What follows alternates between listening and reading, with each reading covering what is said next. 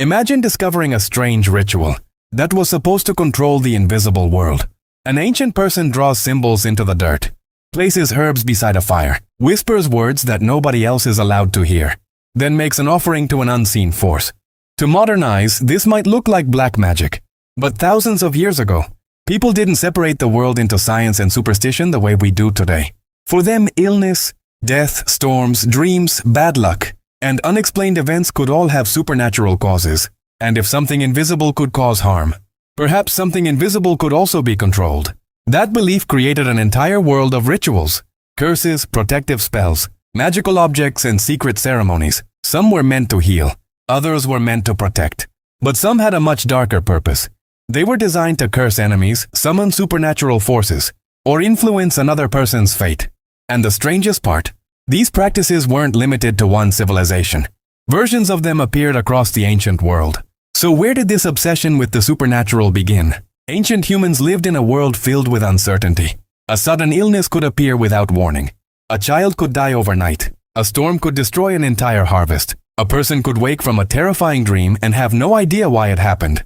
People needed explanations. And when ordinary explanations weren't available, supernatural explanations became powerful. This is where magical rituals became important. People believed certain words could influence reality. Certain objects could carry supernatural power.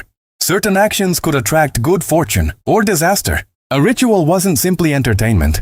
For many ancient people, it was a serious attempt to control an unpredictable world.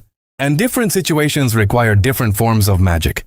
Protection from evil, healing from illness, love and attraction, success in trade, victory over enemies, and sometimes, revenge. That was where magic could become truly frightening. One of the darkest forms of ancient magic was the curse. Instead of attacking an enemy physically, a person could attempt to harm them through supernatural means. Ancient people sometimes wrote names, requests, or curses onto small objects such as tablets, pottery fragments, or pieces of metal. The object could then be hidden, buried, or placed in a location believed to have supernatural significance. The idea was simple. The written words were supposed to reach a supernatural power, and that power would punish the target.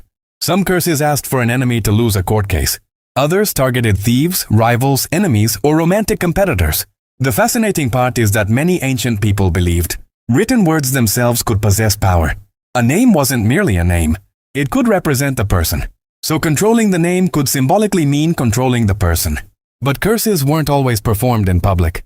Some of the most mysterious rituals happened in places associated with death. Scene 4. Magic of the Dead. Ancient people often believed that death did not completely separate a person from the living world. The dead could remain powerful, and sometimes people attempted to communicate with them. Graves, tombs, cemeteries, and underground spaces therefore became important locations for supernatural rituals. Some people sought protection from deceased ancestors. Others believed spirits could provide information. And in darker traditions, supernatural forces connected with the dead could be called upon to harm an enemy. This belief created practices that we might describe today as necromancy. But ancient views of the dead were complicated. The dead could be feared. They could be respected. They could be worshipped. And sometimes, they could be manipulated. This is why certain rituals involved offerings, food, drink, prayers, or objects placed near graves. The living were trying to communicate with a world they couldn't see.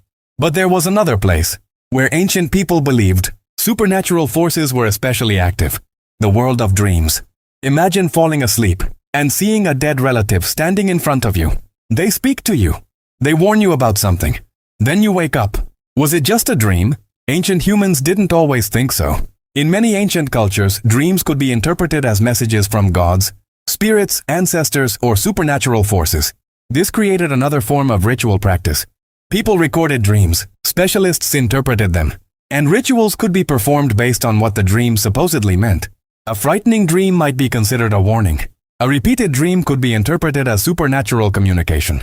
And some people believed dreams could reveal hidden information about the future. This made sleep itself part of the supernatural world. But dreams weren't the only thing ancient people tried to interpret. They also searched for messages in animals, weather, stars, and even the movement of smoke. Ancient humans wanted to know what would happen next. Would the harvest succeed? Would an army win? Would a king survive? Would an enemy attack? Without modern forecasting, people searched for signs. This practice is known as divination.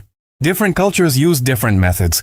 Some observed the stars, some interpreted dreams, some examined animal behavior, some studied unusual natural events.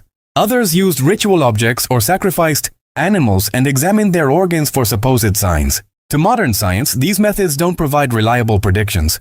But to ancient societies, they could be extremely serious. Kings consulted specialists, armies sought omens before major events, families searched for supernatural explanations for personal problems. The future was frightening because it was unknown. And magic promised something incredibly powerful, a glimpse of what was coming. But there was an even more personal form of magic. Not every magical ritual was about death or revenge. Some were about love. Ancient people wanted romance just as much as people do today. But what happens when someone doesn't love you back? Some ancient magical traditions attempted to solve exactly that problem. Love spells could involve names, written formulas, symbolic objects, herbs, perfumes, or ritual actions. The goal was sometimes to attract a lover, sometimes to strengthen affection, and sometimes to force someone to desire another person. This reveals something fascinating about ancient society. Magic wasn't only about supernatural monsters. It was also about very human emotions: jealousy, desire, fear of rejection, loneliness, revenge. People turned to magic when they felt they had lost control. And nowhere was that desire for control stronger than during illness. Imagine becoming seriously sick thousands of years ago. No modern hospital, no antibiotics, no MRI, no laboratory diagnosis. You don't know what's happening inside your body. So what do? Ancient healing often combined practical knowledge with supernatural ritual. People used plants, minerals, food, massage, and other physical treatments. But alongside these methods, magical rituals could also appear. Words could be spoken over a sick person. Protective objects could be worn. Amulets could be placed around the body. Rituals could be performed to drive away an evil force believed to be causing the illness. Some ancient healers, therefore, acted as both medical practitioners and religious or magical specialists. They didn't understand germs or viruses, but they understood observation. They knew certain plants could have effects. They knew wounds needed treatment. And they also believed invisible forces could influence health. This mixture of practical knowledge and supernatural belief shaped ancient medicine. But what happened when people believed an invisible force wasn't simply making them sick, but was deliberately attacking them. Ancient people often believed that supernatural beings could enter the human world. Some were protective. Others were dangerous. A nightmare could be blamed on a spirit. An unexplained illness could be attributed to supernatural attack. A series of unlucky events could be interpreted as a curse. And once people believed an invisible enemy existed, they needed protection. This led to an enormous variety of protective rituals. Amulets were worn. Symbols were placed on doors. Protective words were written on objects. Incense and herbs were burned. Prayers and magical formulas were repeated. Certain objects were deliberately placed near entrances or sleeping areas. The purpose was simple: keep the supernatural threat away. But protection could also become psychological. If someone believed an amulet protected them, the object itself could provide a sense of security. And sometimes the rituals became so secretive that only a small group knew exactly how they worked. Not everyone was considered capable of performing powerful rituals. Some ancient societies had specialists who claimed to understand the supernatural world. They might know sacred words, secret symbols, ritual procedures, astrological signs, healing formulas, or methods for communicating with supernatural forces. Knowledge itself became a form of power. If ordinary people didn't understand the ritual, the specialist became important. Some magical texts were written down. Others were probably transmitted through teaching and practice.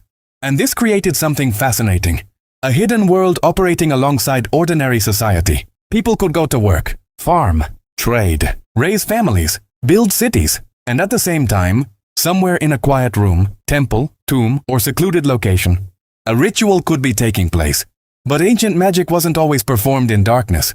Some of the most important rituals happened in the heart of civilization itself. Ancient people didn't perform supernatural rituals randomly. Location mattered.